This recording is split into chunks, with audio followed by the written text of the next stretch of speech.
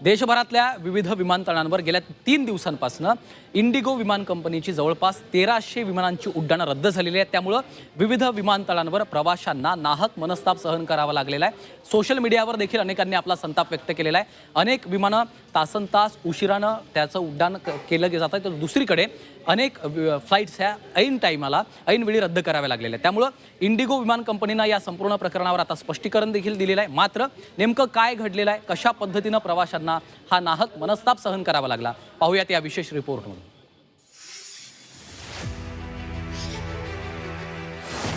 इंडिगोची सेवा विस्कळीत, प्रवासी संतापले। सर्वसामान्यांसोबतच सेलिब्रिटींनाही फटका। डीजीसीए निर्णयाचा पुनर्विचार करणार। भारतातील मोठ्या विमान कंपन्यांपैकी एक म्हणजे इंडिगो एअरलाइन्स।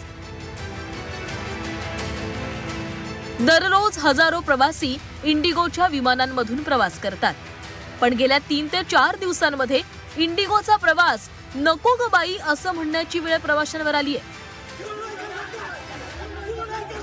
देशभरातील विविध विमानतळांवरून गेल्या 3 दिवसात 1300हून अधिक विमान उड्डाणं रद्द करण्यात आली। सर्वसामान्य नागरिक या समस्येला वैतागलेले असतानाच सेलिब्रिटींनाही या विस्कळीत विमान सेवेचा फटका बसलाय। खासदार अमोल कोल्हेंनी तर सोशल मीडियावर पोस्ट करत इंडिगो एअरलाइन्स बाबत नाराजी व्यक्त केली आहे। 2 तास विमान उशिरानं आणि नंतर रद्द केल्यानं कोल्हेंचा संताप झाला। मागच्या जवळपास 3.5 तास एअरपोर्टवर होतो आणि रात्रीपर्यंत खूप चांगली सुविधा होती इंडिगोची, पण त्यांचा अनुभव हा खरंच वाईट होता।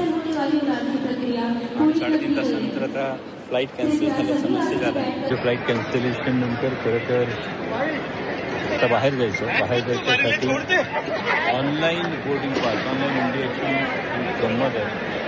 ऑनलाईन बोर्डिंग पास असल्यामुळे आता ही एवढी मोठी लाईन ही करत आता बाहेर जायचं। गायक राहुल वैद्य आणि अभिनेत्री निया शर्मा या दोघांनाही इंडिगो विमान सेवेतील अडथळ्याचा फटका बसला। या दोघांनीही सोशल मीडियावर आपला अनुभव शेअर केलाय। गायक राहुल वैद्यला मुंबई ते कोलकाता विमान प्रवासासाठी 52,000हून अधिकची किंमत मोजावी लागली, तर निया शर्मानंही 54,000 तिकीट खरेदी केलं। इंडिगो का था सर, हम लोगों का फ्लाइट एक्चुअली बहुत ही ज्यादा लोग भी परेशान है। मेरे साथ में कुछ सहपाठी भी लोग हैं, किसी को सऊदी जाना है ना, यहाँ से मतलब दूसरा जगह से कनेक्ट होकर दिल्ली में, अब उनका लाखों का नुकसान हो जाएगा। मैसेज नहीं आया, कोई कॉल नहीं आया, कोई इनकी तरफ से फोन नहीं आया, वरना हम तो होटल में रुक जाते। और सर हमारी कोर्ट प्रोसीडिंग्स है, बताओ हमें कोर्ट जाना है अर्जेंट, अब कैसे जाएंगे। विमान रद्द होणार असल्याची कोणतीच पूर्वकल्पना इंडिगोनं न दिल्यानं विमानतळावर पोहोचलेल्या प्रवाशांची मोठी अडचण झाली। अनेक प्रवासी तासनतास विमानतळावर बसून होते। अनेक रुग्णांनाही इंडिगोच्या या गोंधळाचा फटका बसला। इंडिगो वालों ने कोई सूचना हमें नहीं दी, ना कोई मैसेज किया, ना कॉलिंग की, और सारे जितने भी टूरिस्ट वाले हैं सारे लोग परेशान हैं यहाँ पे। और आप देख सकते हैं पीछे लाइन में खड़े हुए हैं, और इंडिगो वालों ने अब तक पानी भी नहीं पूछा। कोई खबर, ना कोई पानी, ना कुछ, कोई इंतजाम नहीं। मुझे लगता है सरकार को इंडिगो की बात सुननी चाहिए और इस चीज को जल्दी से सॉल्व करना चाहिए मैटर को, वरना इससे जितने भी टूरिज्म है वो सब परेशान हो रहे हैं। मेरा ऑपरेशन मॉर्निंग में है, अब मैं कैसे पहुंचूंगी। फ्लाइट कहाँ पर था मैडम? यहीं से ही था, भोपाल का। हाँ, अभी स्टेटस क्या दिखा है? कैंसिल। कोई रिस्पॉन्स आया? कोई रिस्पांस नहीं है, कोई बात करने ही तैयार नहीं है। कोई प्रायर इन्फॉर्मेशन था? नहीं, कोई इन्फॉर्मेशन नहीं था। कोई भी प्रायर इन्फॉर्मेशन नहीं, यहाँ आके पता चला। इंडिगोचं उड्डाण रद्द झाल्यानं एका नवदाम्पत्याला स्वतःच्याच लग्नाच्या रिसेप्शनला पोहोचता आलं नाही।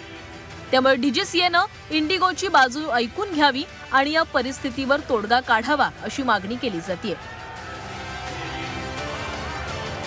डीजीसीए कडून वैमानिकांचा थकवा कमी करण्यासाठी फ्लाइट ड्युटी टाइम लिमिटेशनचे नियम लागू करण्यात आले। नव्या नियमांमुळे वैमानिकांच्या उड्डाणाच्या तासांवर मर्यादा आली, त्यामुळे इंडिगोच्या विमान सेवेवर मोठा परिणाम झालाय। त्यामुळे डीजीसीए कडून या नव्या नियमांसंदर्भात काही तोडगा काढला जातोय का याकडे लक्ष असेल। ब्युरो रिपोर्ट, झी 24 तास.